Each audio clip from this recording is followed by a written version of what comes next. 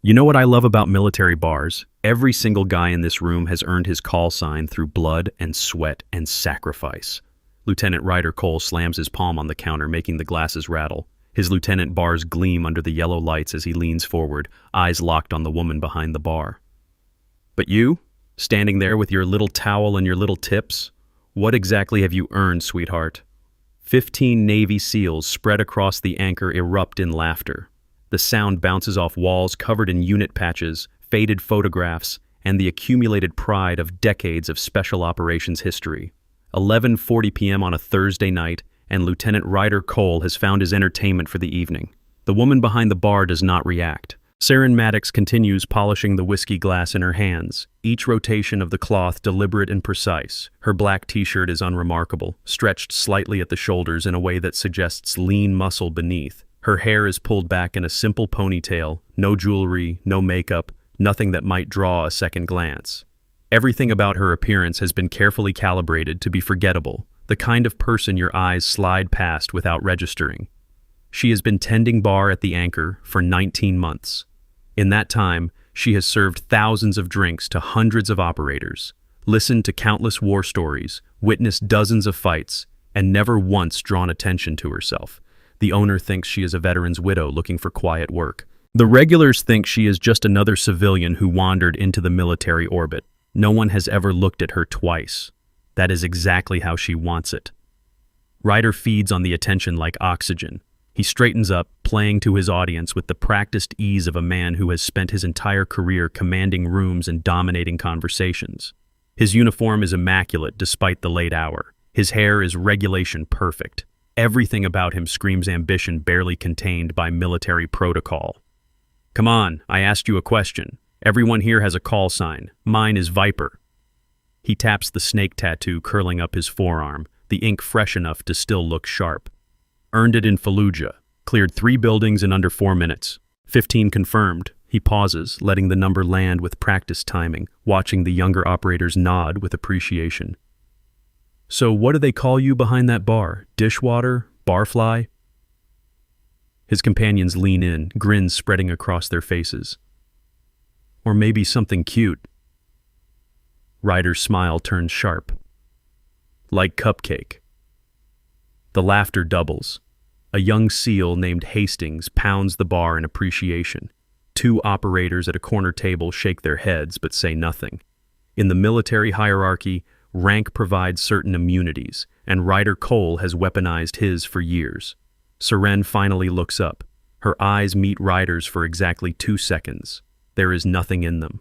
No anger, no embarrassment, no fear, just a flat, empty assessment that gives away absolutely nothing. I do not use a call sign anymore. The answer is barely above a whisper, but something in the delivery makes several of the older operators pause mid-drink. The words carry a weight that has nothing to do with volume. Ryder misses it entirely. He is already reaching for his wallet, pulling out a crumpled 20 with theatrical flourish.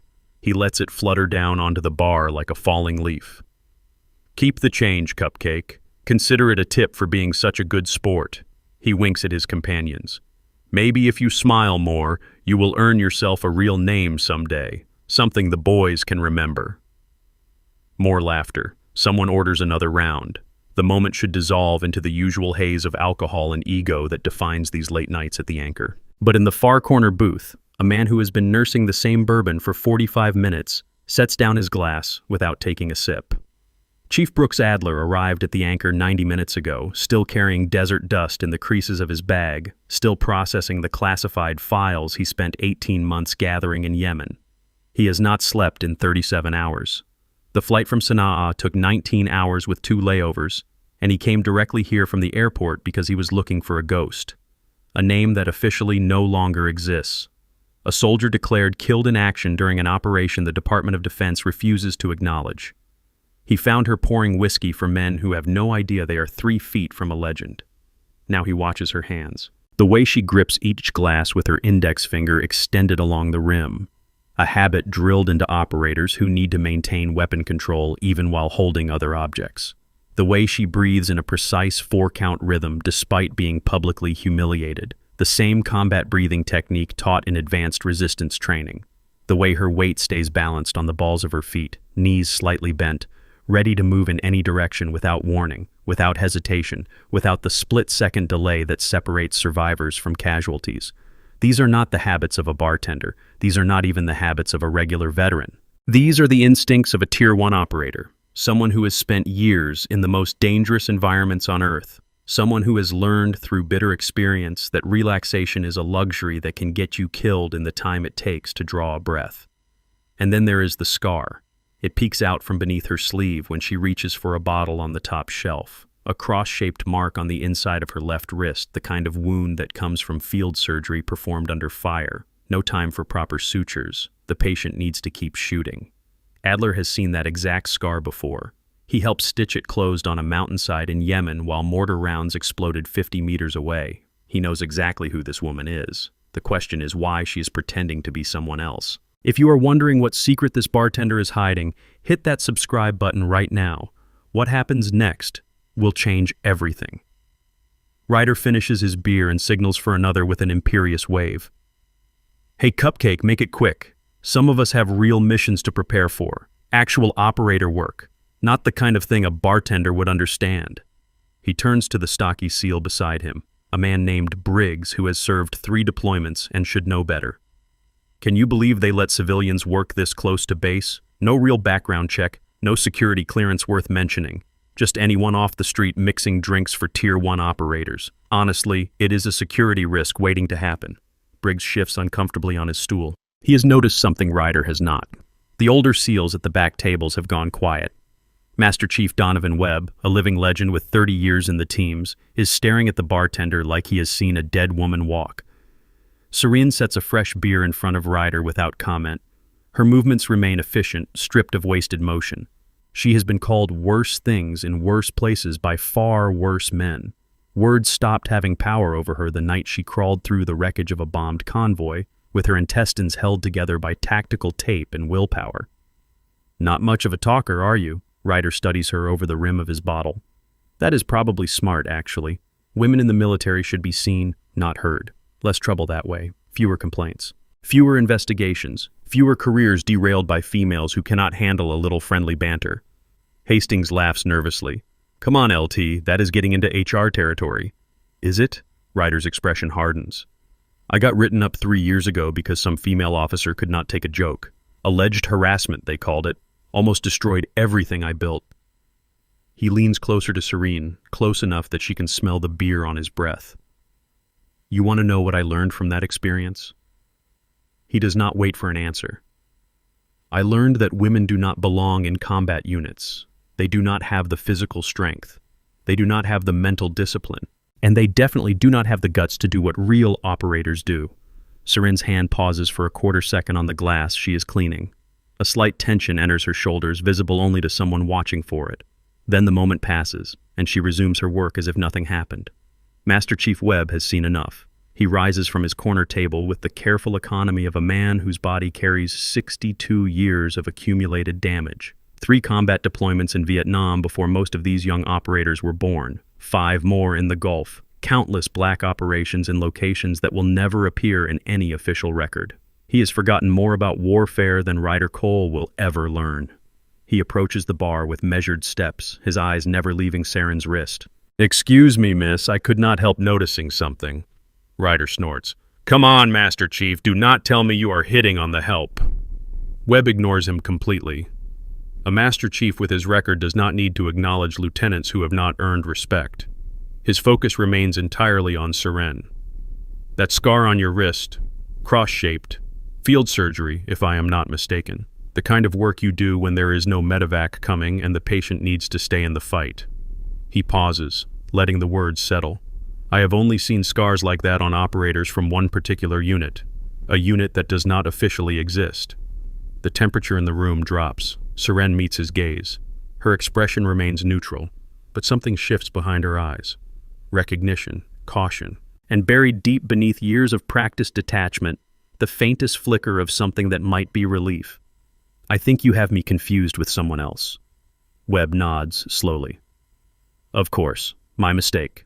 He reaches into his pocket and withdraws a worn challenge coin. The metal is scratched and dented, the insignia barely visible after years of handling. He sets it on the bar with a soft click that somehow carries over all the ambient noise. But maybe this will refresh your memory. Seren stares at the coin. Her breathing hitches for just a moment before she forces it back into rhythm. 4 counts in, 4 counts hold, 4 counts out. The coin bears the emblem of Bravo 9, a skull wearing a trident, the number 9 beneath it. Only 12 of these coins were ever minted. 11 were buried with their owners at Arlington National Cemetery. The 12th was given to the only survivor. Ryder leans over to look. What is that? Some kind of collector's item? You can buy that junk at any surplus store. That, Webb says quietly, is the unit coin of the most decorated special operations team in naval history, Bravo 9. They were ambushed in Yemen 2 years ago during a classified extraction. The entire team was killed in action. His eyes remain on Seren. Officially, there were no survivors. The bar has gone completely silent. Chief Adler chooses this moment to rise from his booth. He has waited long enough. The files in his bag contain evidence that will end careers and possibly lives. But more importantly, they contain the truth about what happened on a mountain in Yemen. He crosses the room with the quiet confidence of a man who has spent his entire adult life walking into hostile territory. His boots make no sound on the wooden floor. His hands stay visible at his sides, a habit from years of approaching suspicious contacts who might shoot first and ask questions never. The younger SEALs part instinctively as he approaches, responding to something in his bearing that transcends rank or reputation. They do not know who he is, but they recognize what he is. A predator dressed in civilian clothes. Good evening, gentlemen. His voice carries the rasp of too many years breathing desert dust and burning oil fields. I hope I am not interrupting anything important, Ryder straightens up. Chief Adler, I did not know you were back stateside. Just arrived this afternoon, 18 months in Yemen, tracking down some very interesting intelligence. Adler's gaze slides past Ryder and settles on Seren. Hello, Sergeant. It has been a long time. The word sergeant lands like a grenade. Seren's mask slips for an instant. Something flashes across her face before the neutral expression returns, harder than before. I think you have the wrong person, Chief. Do I? Adler reaches into his jacket and withdraws a photograph. The edges are creased, the colors faded, but the image remains clear. He sets it on the bar next to Webb's coin. This was taken 3 days before the ambush. That is you on the left standing next to Lieutenant Commander Harrison, the man they called Ironside. The photograph shows 8 operators in full combat gear against a backdrop of harsh mountain terrain. And there, at the edge of the frame, is a woman with her hair pulled back in a familiar ponytail, the same woman standing behind the bar. Ryder's smirk falters. Wait, you are saying this bartender is actually... Was, Seren interrupts sharply. Whatever you think I was, I am not that person anymore. Adler shakes his head. You do not get to decide that, Sergeant.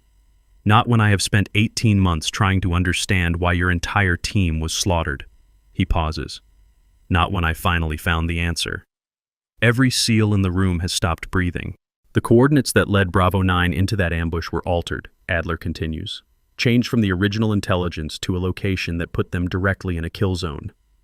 His voice stays calm, methodical. I have documentation proving who made those changes. Ryder's face cycles through confusion, disbelief, and settles on defensive anger. What exactly are you implying, Chief? I am not implying anything, Lieutenant. I am stating facts. Adler does not blink. You were assigned to the intelligence section at JSOC. You had access to the communication channels. You had clearance to modify targeting data. He pauses. And 3 days before Bravo 9 walked into that ambush, you received a wire transfer of $200,000 from a shell company linked to mercenary operations in the region. The accusation hits like a physical blow. Ryder staggers back, his face draining of color. That is insane. I was nowhere near that operation. The money trail says otherwise. Webb's posture has shifted. He no longer looks like a tired veteran. He looks like what he is. A warrior who has spent 50 years perfecting the art of controlled violence. This sounds like treason, son. The kind that gets American soldiers killed. Briggs and Hastings have backed away from their lieutenant. The easy camaraderie has evaporated completely. Ryder's eyes dart around the room, searching for allies. You are all out of your minds. This bartender shows up with some scars and suddenly I am the bad guy? His voice rises. She is probably a plant, a foreign agent. Someone is trying to frame me, and this woman is obviously part of it. Drop your prediction in the comments right now. Do you think Ryder is guilty? The evidence is about to get much worse. Seren has remained motionless throughout the exchange. Her hands rest flat on the bar. Her breathing stays measured, but something has changed in her eyes. The emptiness has been replaced by something that looks very much like purpose. You wanted to know my call sign. Her voice cuts through the tension. You wanted to mock me for being a woman behind a bar instead of a warrior in the field. She steps out from behind the counter. Her movement is fluid, controlled, carrying the unmistakable economy of years of combat training. Every SEAL in the room recognizes it. Every SEAL suddenly understands they have catastrophically misread this situation. They called me Battle Saint. The words fall like stones into still water. I earned that name because I was the one they sent when extraction was impossible and surrender was not an option. I was the one who walked into places that would kill anyone else and brought my people back. Ryder's face has gone white. You are supposed to be dead. I know. Seren takes another step forward. I was supposed to die on that mountain with the rest of my team. 8 of the finest operators this nation has ever produced. Men who trusted their intelligence. Men who followed coordinates that led them into a killing field. Her voice drops to barely above a whisper. Men who died because someone sold them out. Webb moves to stand beside her. His hand rests on her shoulder for a moment before falling away. I trained her, more than 20 years ago. First woman to complete the full SEAL qualification pipeline. The brass tried to bury her existence, keep her classified. But everyone who served with her knew. He faces the room. Battle Saint was not just a call sign. It was a promise. When everything else failed, she would be there. The challenge coin still sits on the bar. 11 buried at Arlington. The 12th held by a ghost who refused to stay dead. Ryder's composure is cracking. Sweat beads on his forehead. You do not understand. I did not have a choice. They had leverage. They said if I refused, they would destroy my career. So you destroyed 8 lives instead, Webb says with visible disgust. This is all her fault. Ryder points at Seren with a trembling finger. She was supposed to die with them. If she had just stayed dead, none of this would be happening. A younger SEAL near the door speaks up. LT, maybe you should stop talking. No, Ryder's voice has taken on a desperate edge. You do not understand what really happened. None of you do. He turns to face the room, arms spread wide. Bravo 9 was not just eliminated. They were compromised from the inside. Someone on that team was feeding information to the enemy. Someone was going to blow the whole operation. Adler's expression hardens. What are you talking about? The ambush was not supposed to kill everyone. Ryder is talking faster now, words tumbling over each other. It was surgical, targeted. The mercenaries had specific instructions. Take out the leak, make it look like a combat loss. He points at Seren again. She was the leak. She was the one feeding intel to hostile forces. The whole team died because of her. The accusation hangs in the air like poison gas. Every operator in the room feels it settle into their lungs, feels the doubt begin to take root. Seren does not move, does not blink. Her face has become a mask of carved stone, revealing nothing of what churns beneath. That is a serious allegation, Webb says slowly. His voice has lost some of its earlier certainty, the kind of allegation that requires substantial evidence. I have what I was told. Ryder's confidence is returning, feeding on the doubt he has planted like fire, feeding on dry kindling. The people who contacted me, the ones who paid me to alter those coordinates, they were not random criminals. They were intelligence professionals, people with access to classified systems, surveillance networks, communication intercepts. He pauses, letting the weight of those words settle. They showed me transcripts. Actual transcripts of communications between someone using her call sign and known hostile operatives. Messages arranging dead drops. Coordinates for weapons caches. Warning about upcoming operations. His voice drops to something almost like sympathy. She was selling out her own team for months before the ambush. Every mission they ran, the enemy knew they were coming. Every target they hit, someone had already moved the high-value assets. Bravo 9 was compromised from within, and she was the source. Murmurs ripple through the bar like wind through tall grass. Operators exchange glances heavy with meaning. The woman they were just beginning to see as a legend might actually be a traitor. The survivor they were ready to honor might be the reason their brothers never came home. A grizzled senior chief near the pool table speaks up. I knew guys on Bravo 9, good men, family men. If what you are saying is true, it is true.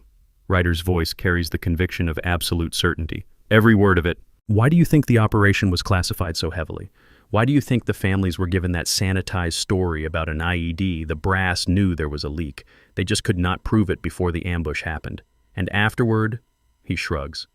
Afterward, the problem supposedly solved itself. Dead traitors tell no tales. Another operator, younger, with the intense eyes of someone who has seen too much too fast, pushes forward. But she survived. If the ambush was meant to eliminate her, it was meant to eliminate the whole team and make it look like enemy action. Ryder spreads his hands. The mercenaries had orders to leave no survivors. They failed. She crawled out of that wreckage against all odds, and suddenly the whole cover story was at risk. He points at Saren. That is why she disappeared. That is why she has been hiding for 2 years. Not grief, not survivor's guilt. Fear. Fear that someday someone would start asking the right questions. The room has turned against her. Saren can feel it like a physical pressure, the weight of suspicion pressing in from all sides. Adler steps forward. If such evidence exists, why was it never presented to command? Why was there no investigation? Because she was supposed to die. Ryder spreads his hands. The problem was supposed to solve itself. No survivor means no questions, no court-martial, no scandal, clean and quiet. He laughs bitterly. But she crawled out of that wreckage like a cockroach. And now here we are. Saren finally speaks. Her voice is perfectly level, betraying nothing. You are lying. Am I? Ryder takes a step toward her. Then explain why you disappeared for 2 years. Explain why you have been hiding in a bar instead of reporting to command. Explain why the great battle saint chose to let everyone think she was dead instead of clearing her name. The questions land with surgical precision. Each one chips away at the sympathy the room had been building for her. If you were innocent, Ryder continues, you would have come forward immediately. You would have demanded an investigation. Instead, you vanished. You hid. You let the families of your teammates believe you died alongside them. He shakes his head with mock sadness. That is not the behavior of an innocent woman. That is the behavior of someone with something to hide. Webb looks at Saren. Sergeant? She does not answer. Her jaw is tight. Her hands have curled into fists at her sides. The measured breathing has become harder to maintain. She cannot explain it, Ryder says triumphantly, because there is no innocent explanation. The great battle saint is a fraud, a traitor who got her entire team killed and then ran away to avoid justice. The room has shifted. The operators who were ready to condemn Ryder minutes ago are now looking at Saren with suspicion. Doubt has poisoned the air. Adler holds up a hand. Everyone calm down. These are serious accusations that require investigation, not mob judgment. Investigation? Ryder laughs. She has had 2 years to build whatever cover story she wants. 2 years to destroy evidence, manufacture alibis, create false trails. Any investigation now would be worthless. That is not how military justice works. Military justice, Ryder spits the words. Military justice let her walk free while 8 good men rotted in the ground. Military justice classified the whole operation so deeply that the families do not even know how their sons really died. He turns to address the room. I am not the villain here. I was a tool, yes. I made mistakes, but I was trying to eliminate a threat to national security. She is the one who betrayed her oath. She is the one who got Americans killed. Saren's control finally cracks. Just slightly. Just enough for her voice to carry an edge of raw emotion. I did not betray anyone. Then prove it. Ryder spreads his arms wide. Right here, right now. Prove you are not the traitor they told me you were. Prove you did not sell out Bravo 9. I should not have to prove my innocence to you. No? Ryder steps closer, pressing his advantage like a skilled interrogator. Then prove it to them. He gestures expansively at the watching operators, at the faces now clouded with doubt and suspicion. These men put their lives on the line every single day, trusting that the people beside them are loyal. They deploy to places most Americans cannot find on a map, facing enemies who would love nothing more than to capture and torture them for intelligence. They do this because they trust the system. They trust each other. He lets that word hang in the air. Trust. They deserve to know if they are standing in the same room as someone who betrayed that trust. They deserve to know if the woman they were about to toast as a hero is actually the reason 8 flag-draped coffins came home from Yemen.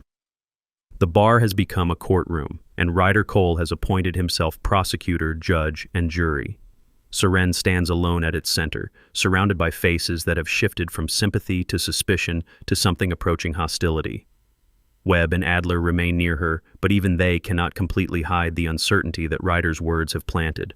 Ryder has turned the tables completely. The hunter has become the hunted. "I notice you are not denying it," he presses. "I notice you are not producing evidence of your own innocence. I notice you are just standing there while the truth closes in around you." "The truth," Seren's voice is barely audible.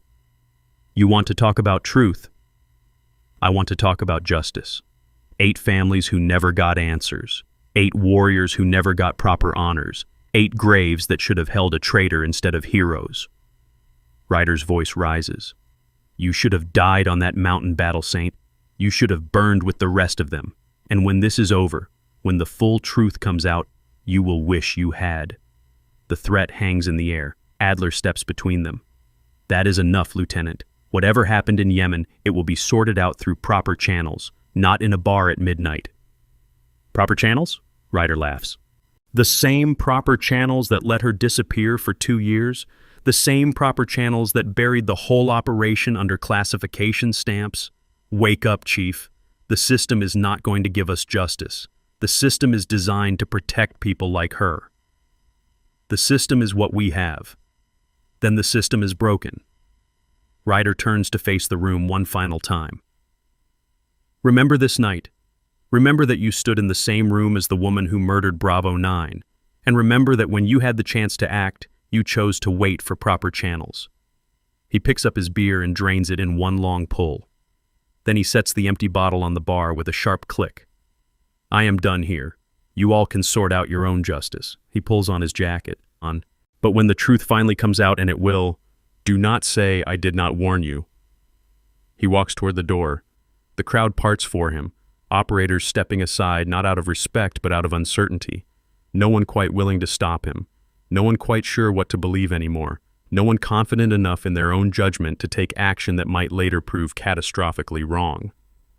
Ryder moves through them like a shark through still water, his earlier nervous energy replaced by something calmer, more controlled.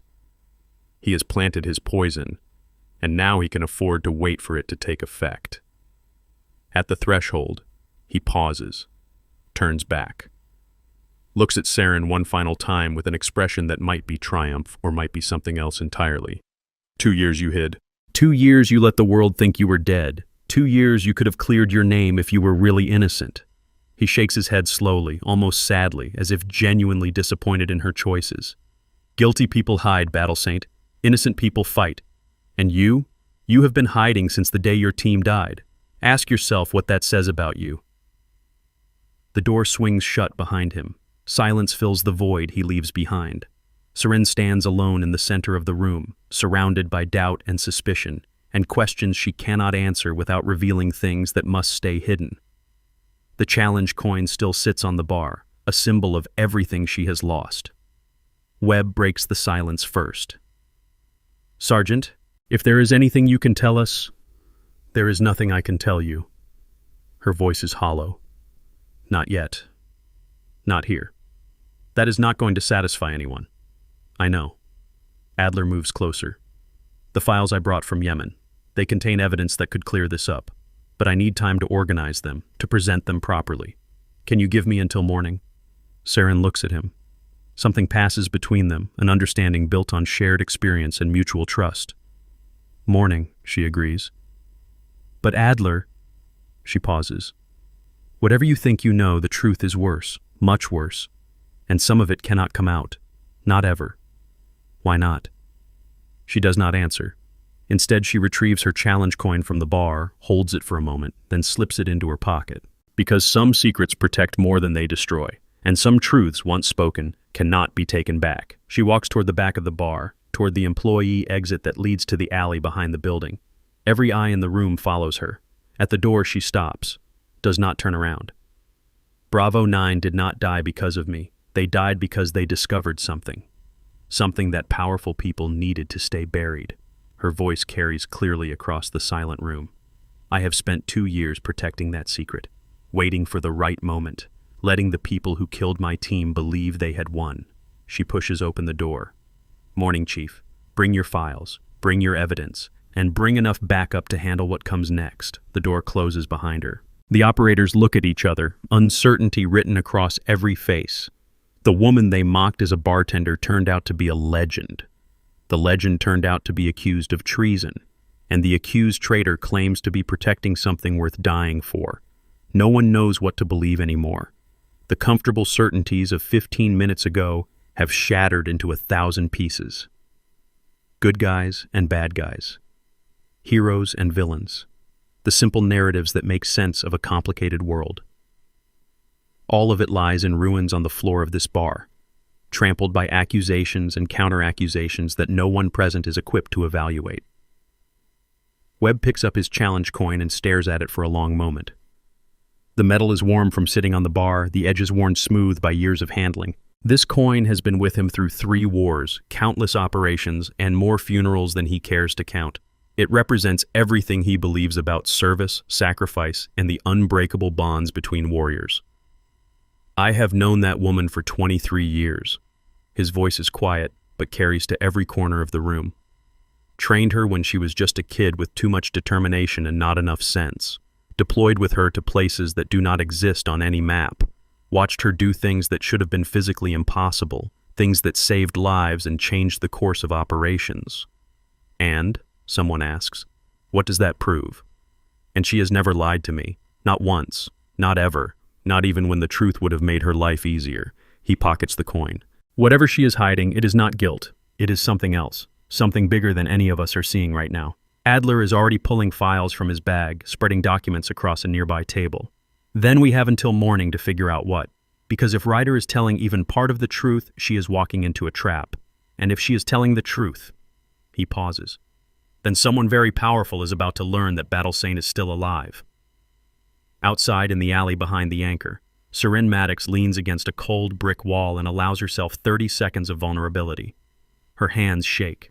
Her breath comes in ragged gasps that have nothing to do with physical exertion.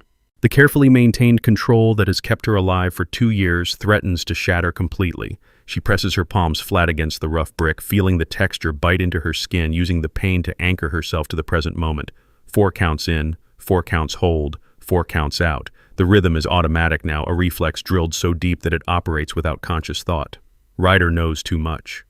Someone told him about the intercepts. Someone gave him just enough truth to make his lies believable, just enough classified information to construct a narrative that sounds plausible to people who do not know the full story, which means someone in the network is watching. Someone knows she survived. Someone has been waiting for exactly this moment to spring their trap. 2 years of careful hiding.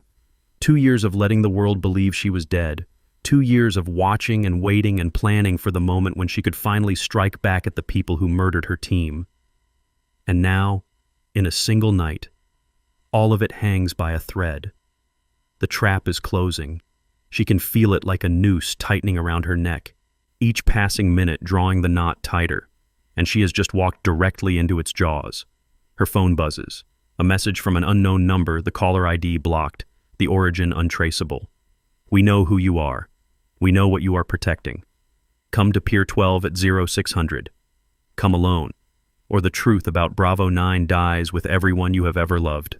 She reads the message twice, burning every word into her memory. Then she deletes it, clears her phone's cache, and removes the battery for good measure.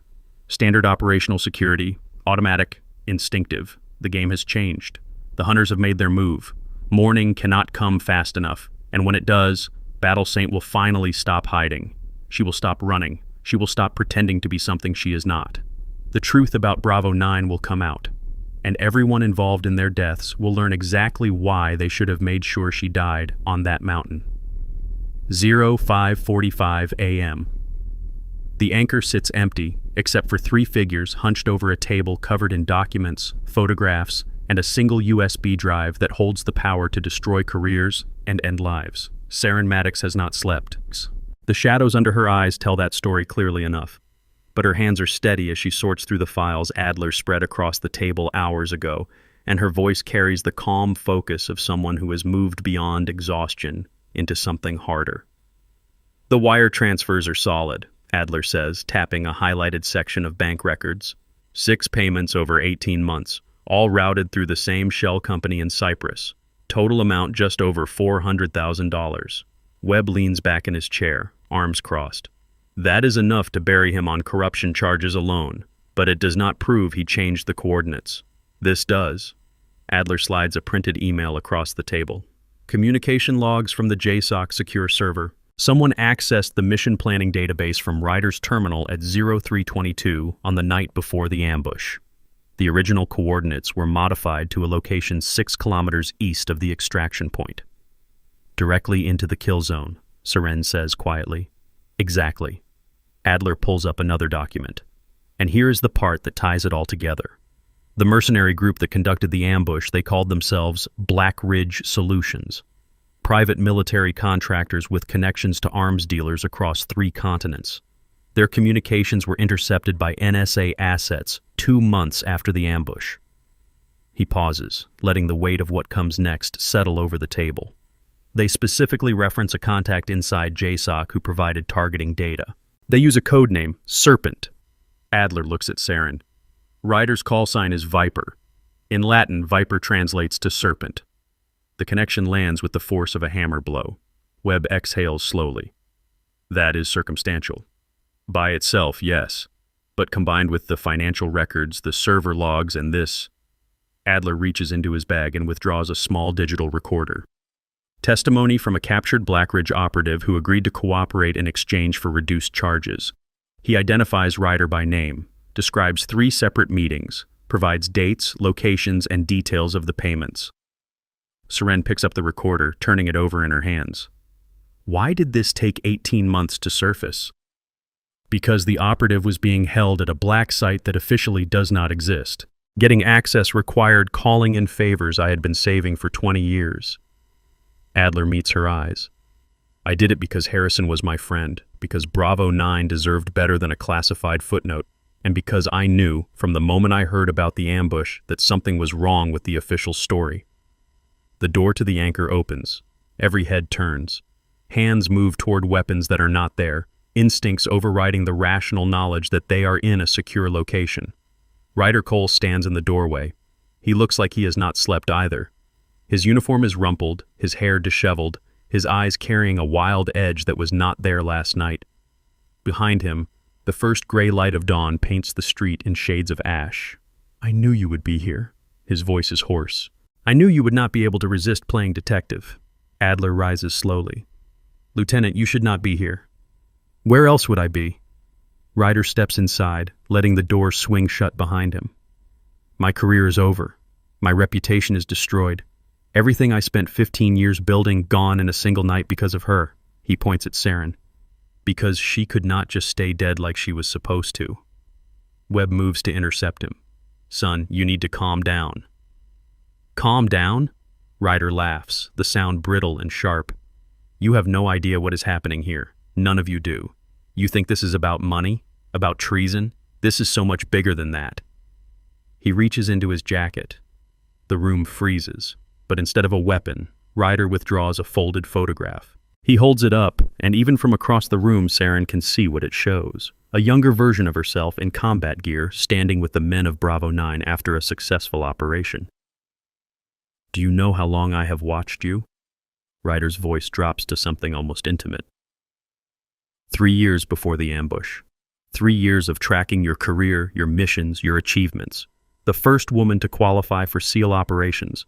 The operator they called Battle Saint because she never lost a man under her command. He takes a step closer. You were going to be the first female SEAL commander. Did you know that? The brass had already drafted the paperwork. After Yemen, after one more successful operation, they were going to promote you to a position that would change the entire culture of special operations. Saren's blood runs cold. I could not let that happen. Ryder's face twists. Not because I hate women in combat. That was just what I told myself, what I told the people who paid me. The real reason... He pauses, and something terrible moves behind his eyes. The real reason is that I could not stand the thought of you leaving. The confession hangs in the air like poison. You were stationed at Coronado for 6 months in 2019. I made sure I was assigned to the same base. Every morning I watched you run the beach. Every evening, I found excuses to be wherever you were. You never noticed me, not once. I was invisible to you. Webb takes another step forward. Lieutenant, this is not... Do not interrupt me, Ryder's voice cracks. I am telling her the truth. Finally, after all these years. He turns back to Seren. When they told me you were deploying to Yemen, I knew it was my last chance. If you succeeded, you would be promoted. You would leave Coronado. You would disappear into the command structure and I would never see you again. Seren finds her voice. So you killed 8 men to keep me from getting promoted. I killed 8 men to keep you close to me. The words come out almost pleading. The mercenaries were supposed to take you alive. That was the deal. They would eliminate the team, capture you, and I would arrange your rescue. I would be the hero who saved Battle Saint. You would be grateful. You would finally see me. The horror of it settles over the room like a shroud. But they failed. Ryder's expression crumbles. They were supposed to capture you, and instead they let you crawl away into the mountains. 18 months I waited, hoping you would surface, hoping I could still salvage something from the wreckage, and then you did surface. Here, in this bar, pouring drinks like none of it ever happened. Share this video right now. The reveal you have been waiting for is about to happen, and you will not believe how it ends. Seren moves before anyone can react. Her hand closes on Ryder's wrist, twisting it behind his back in a joint lock that drops him to his knees. The photograph falls from his fingers, fluttering to the floor. You killed my team. Her voice is ice. 8 men with families, 8 warriors who trusted you because you were obsessed with me. I loved you. The words come out strangled. I still love you. Everything I did because you do not know what love is. She increases the pressure on his arm and he gasps in pain. As she adjusts her grip, her sleeve rides up, revealing the skin of her forearm. Webb sees it first. The tattoo. Dark ink against pale skin, partially visible beneath the pushed-up fabric. A skull wearing a trident. The number 9. And beneath it, words in Latin that Webb knows by heart because he helped design the emblem 23 years ago. Sergeant. His voice is barely a whisper. Your arm. Seren glances down, and the sleeve has ridden up far enough to expose the full tattoo, the mark that every member of Bravo 9 carried on their left forearm, the mark that was supposed to have been buried with 11 men at Arlington, the mark that proves, beyond any possible doubt, exactly who she is. Adler steps closer, his eyes fixed on the ink. That is the unit insignia, the real one, not the sanitized version they put on the memorial. The memorial version does not have the motto. Webb's voice shakes. Only the operators knew the full design. Only the people who earned the right to wear it. Ryder, still pinned to the floor, cranes his neck to look. When he sees the tattoo, something breaks in his expression. The last shred of denial crumbles away. It is really you. His voice is hollow. All this time, it was really you. Seren releases him with a shove that sends him sprawling. She does not bother to pull down her sleeve. The secret is out. After 2 years of hiding, the truth is finally visible for anyone to see. I earned this mark. She holds up her forearm, letting the dawn light illuminate every line of ink. I earned it in blood and fire and sacrifice. I earned it by bringing my people home when everyone else said it was impossible. She turns to face the room. Bravo 9 did not die because of a routine ambush. They died because they discovered something. A network of corruption that reached into the highest levels of military intelligence. Arms deals, black market weapons, American equipment ending up in the hands of terrorists. Her voice hardens. They were going to expose everything, and someone decided that could not be allowed to happen. The mercenaries, Adler says slowly. Black Ridge Solutions. They were not just hired guns. They were cleanup crews, eliminating anyone who got too close to the truth. Seren looks down at Ryder, still sprawled on the floor. And he was their inside man, too stupid to understand what he was really part of, too obsessed to care. The door to the anchor opens again. This time, 4 figures enter. Military police in tactical gear, followed by a woman in naval dress uniform whose insignia marks her as a JAG officer of significant rank. Lieutenant Ryder Cole. The JAG officer's voice carries the weight of absolute authority. You are under arrest for espionage, conspiracy to commit murder, and treason against the United States. You will be taken into custody and held pending court-martial. 2 MPs move forward to secure Ryder. He does not resist. The fight has gone out of him completely. But as they haul him to his feet, he looks at Seren one last time. I would have done anything for you. Given up everything. Do you understand? I loved you more than my own life. Seren meets his gaze without flinching. You murdered 8 men to feed your obsession. That is not love. That is sickness. The MPs drag him toward the door. This is not over. Ryder's voice rises as they pull him outside. The network is bigger than me, bigger than Blackridge. You think arresting me changes anything? There are people in this system who will never let the truth come out, people with more power than you can imagine. The door closes behind him, cutting off his words. Silence settles over the anchor. Then Webb does something unexpected. He straightens to attention. His heels click together. His hand rises to his brow in a salute so crisp it could cut glass. Battle Saint. His voice rings through the empty bar. It is an honor to see you again. Adler follows suit, snapping to attention beside the old Master Chief. The door opens again. Not the MPs returning, but something else entirely. Word has spread through the base with the speed that only military gossip can achieve. Operators who were at the anchor last night, who heard the accusations, who saw Seren walk out under a cloud of suspicion. They have come back. Briggs is first through the door. The stocky SEAL who laughed at Ryder's jokes 12 hours ago now stands at attention, his face tight with shame and something that looks like reverence. Hastings follows, then others. One by one they file into the bar and form a line. 8 operators, then 12, then 15. Each one comes to attention, each one salutes. Stand for the Saint. Webb's voice carries the command weight of 3 decades in special operations. All present, stand for the Saint. The response is immediate and unanimous. Every operator in the room locks into perfect military bearing. Some have tears in their eyes. Others wear expressions of fierce pride. All of them understand what they are witnessing. A legend returned from the dead. A warrior vindicated after years of hiding. A sister in arms, finally receiving the honor she was always owed. The JAG officer watches for a moment, then nods slowly. She does not salute, military protocol preventing that particular gesture, but something in her posture acknowledges what is happening. She has seen many things in her career. She has never seen anything quite like this.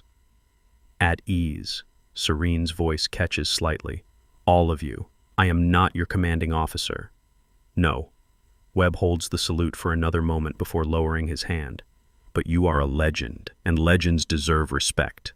Briggs steps forward, breaking formation. Sergeant Maddox, I owe you an apology. Last night I laughed when that... He cannot bring himself to say Ryder's name. When he mocked you, I should have known better. I should have seen what you really were. You could not have known? I should have. His voice is rough. I have been in the teams for 9 years. I have heard the stories about Battle Saint since I was a tadpole. And when you were standing right in front of me, I missed it completely because I was too busy laughing at a lieutenant's cruel jokes. Seren places a hand on his shoulder. You are here now. That is what matters. One by one, the other operators step forward. Some offer apologies. Others simply shake her hand or nod with silent respect. The atmosphere in the bar has transformed completely from the hostile suspicion of last night to something approaching reverence. The morning sun has fully risen now, streaming through the windows of the anchor, illuminating the scattered documents and the 2 challenge coins still sitting on the bar where they were placed last night. Seren walks over and picks up her coin. The metal is cold against her palm, the edges worn smooth by years of handling. She has carried this coin through 2 years of hiding, 2 years of waiting, 2 years of planning for a moment that has finally arrived. Bravo 9 did not die for nothing. She turns the coin over, watching light play across the emblem.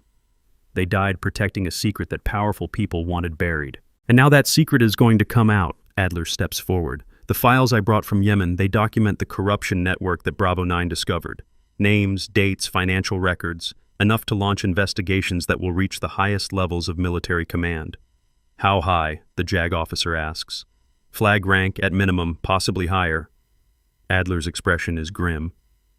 This is not just about one lieutenant with an obsession. This is about a system that allowed corruption to flourish because exposing it would embarrass too many powerful people. The JAG officer nods slowly. I will need everything you have, every document, every recording, every piece of evidence. And I will need your testimony, Sergeant Maddox, on the record. Seren considers for a moment. 2 years of hiding. 2 years of letting the world believe she was dead. The anonymity that has protected her is about to disappear forever. On one condition, she meets the JAG officer's eyes. The families of Bravo 9 learn the truth. Not the classified version, not the sanitized press release. The actual truth about how their sons and husbands and fathers died, and why. That may not be possible.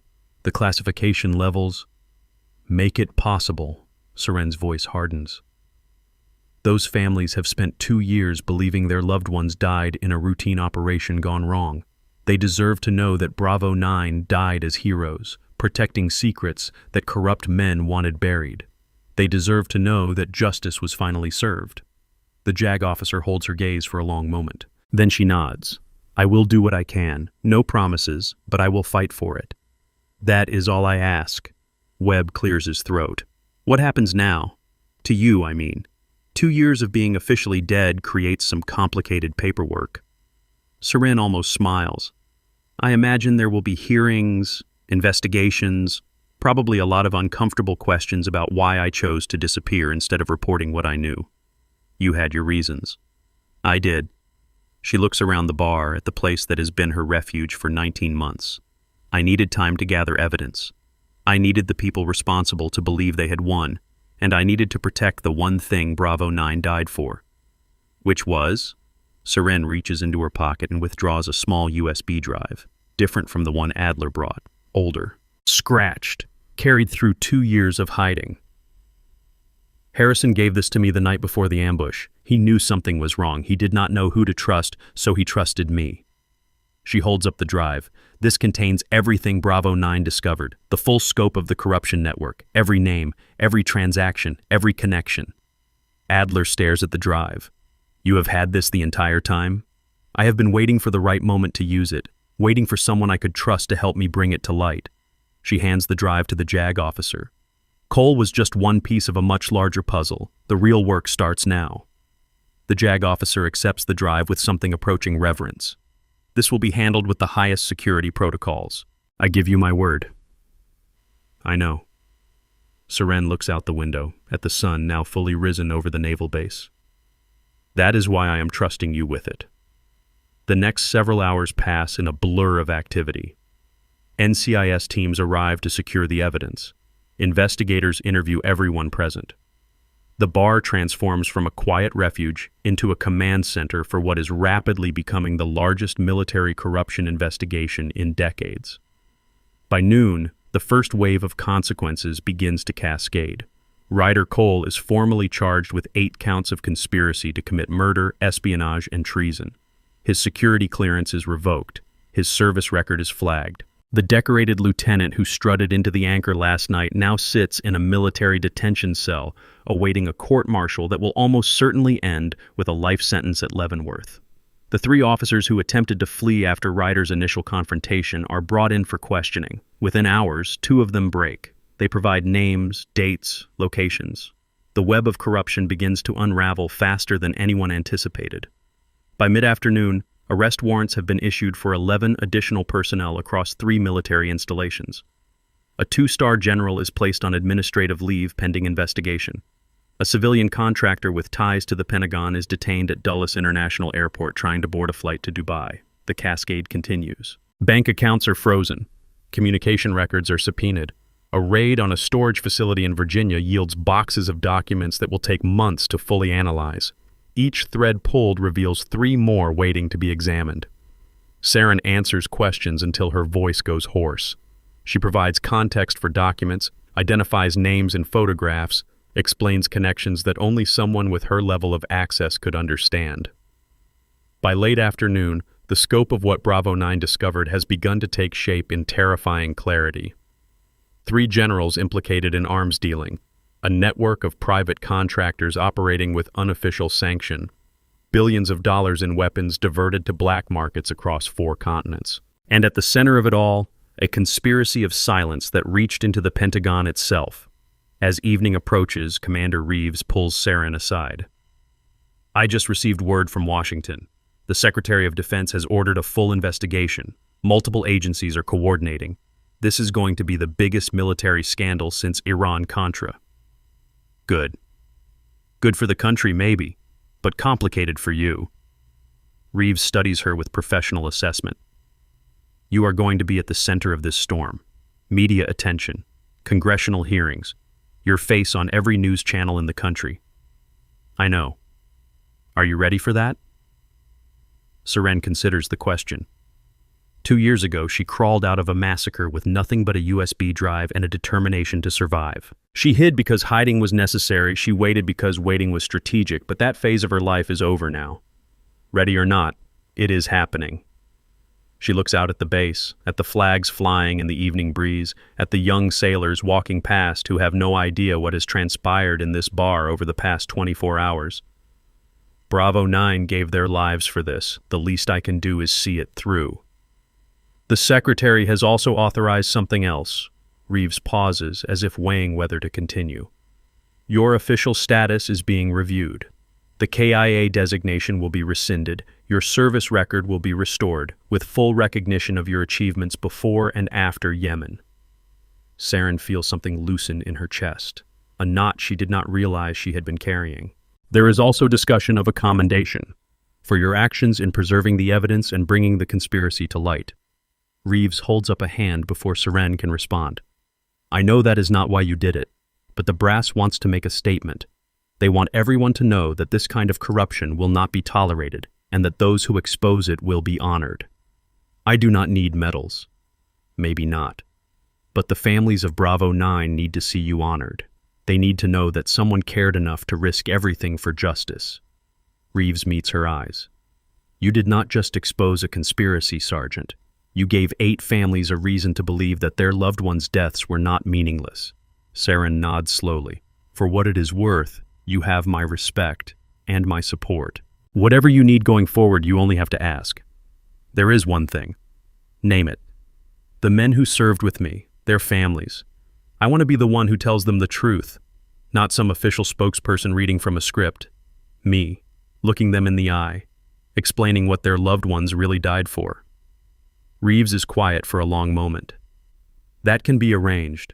It will take time to coordinate, but yes, I think they deserve that, and I think you are the right person to deliver it.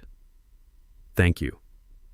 As darkness falls over Norfolk, Saren finds herself alone on the pier behind the anchor. The water laps gently against the concrete. Ships' lights twinkle in the harbor. The world feels almost peaceful, a sharp contrast to the chaos of the past 24 hours. Webb finds her there, approaching with 2 bottles of beer and a familiar clink of metal in his pocket. Figured you could use this. He hands her a bottle and settles against the railing beside her. Thanks. She takes a long drink. It has been a day. It has been a day, he agrees. Hell of a way to come back from the dead.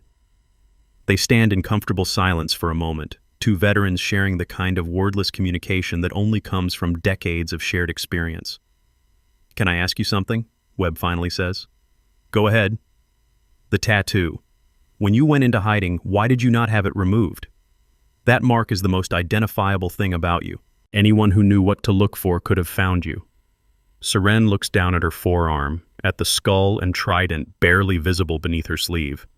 Because it was all I had left of them. Harrison, Rodriguez, Chen, Williams, Thompson, Anderson, Martinez, Cooper. She recites the names like a prayer. 8 men who trusted me with their lives. 8 men who died because of a traitor's obsession. She takes another drink. I was not going to erase them, no matter the risk. That tattoo is the only proof that Bravo 9 ever existed, the only memorial that matters. Webb reaches into his pocket and withdraws his own challenge coin. He holds it up, letting the harbor lights play across the worn surface. You know what we used to say about Battle Saint? Back when you were just a name in classified briefings? What? We said you were the operator they sent when God was busy. He chuckles softly. Blasphemous maybe, but accurate. You did things that should have been impossible, saved people who should have been dead, and now here you are, come back from the grave one more time. I am no saint, Serene's voice is quiet. I am just someone who refused to let the wrong people win. That is what makes you a saint. Webb pockets his coin and pushes away from the railing. Get some rest, Sergeant. Tomorrow the real work begins. Hearings, testimonies, probably a lot of uncomfortable conversations with people who outrank both of us. I know. But tonight, just for a few hours, let yourself breathe. You earned it. He walks away, leaving her alone with the harbor and the stars and the weight of everything that has happened. Saren pulls out her phone. A new message waits from a number she does not recognize. Well done, Battle Saint. The network is exposed. The traitors will fall. But there are others who escape the net, others who will try to rebuild what you have torn down. When you are ready to finish what Bravo 9 started, we will be waiting. Below the message, a set of coordinates, a location she does not recognize, and a final line that makes her breath catch. Tower 4 sends regards. Tower 4. The call sign Harrison used during their final operation. The name that should have been buried with him on that mountain in Yemen. Someone knows. Someone with access to information that should have died with Bravo 9. Seren stares at the message for a long moment. Then she saves the coordinates, deletes the text, and slides the phone back into her pocket. The conspiracy is wounded but not dead. Ryder was just one piece of a much larger machine, and somewhere out there the rest of that machine is still turning, but not forever. She looks up at the stars, at the same constellations that have guided sailors and soldiers for thousands of years. Justice is not loud, she whispers to the darkness. It is patient. And tonight, after 2 years of waiting, justice has finally begun to move. Behind her, the lights of the naval base burn on. Ships prepare for deployment. Young sailors dream of glory without understanding its cost. The machinery of military power continues its endless rotation, indifferent to the corruption that has festered in its shadows. But not for much longer. The USB drive Seren carried for 2 years is now in the hands of investigators who will spend months unraveling its contents. The names Harrison died to protect will be exposed. The network that murdered Bravo 9 will be dismantled piece by piece until nothing remains but the memory of their crimes. And somewhere out there, whoever sent that message is waiting. Tower 4, a ghost from her past, or a new player in a game she does not yet understand. Either way, another chapter waits to be written. Saren pulls out her challenge coin one last time. The skull and trident gleam in the harbor lights. 11 men buried at Arlington. One woman standing on a pier in Norfolk, finally free to honor their memory in the open. For Harrison, she says quietly. For Rodriguez, for Chen, for Williams, for Thompson, for Anderson, for Martinez, for Cooper. 8 names, 8 warriors, 8 reasons to keep fighting until every last thread of the conspiracy is burned to ash. Battle Saint has returned from the dead. And she is just getting started. The tide is turning, the walls are falling. And those who thought they could murder American soldiers without consequence are about to learn the true meaning of the name they tried so hard to bury. Battle Saint never died. She was waiting for the truth to rise. Every soldier carries a story that few ever hear. Listen with your heart. Thank you for staying and watching. Subscribe to MVB Story for more.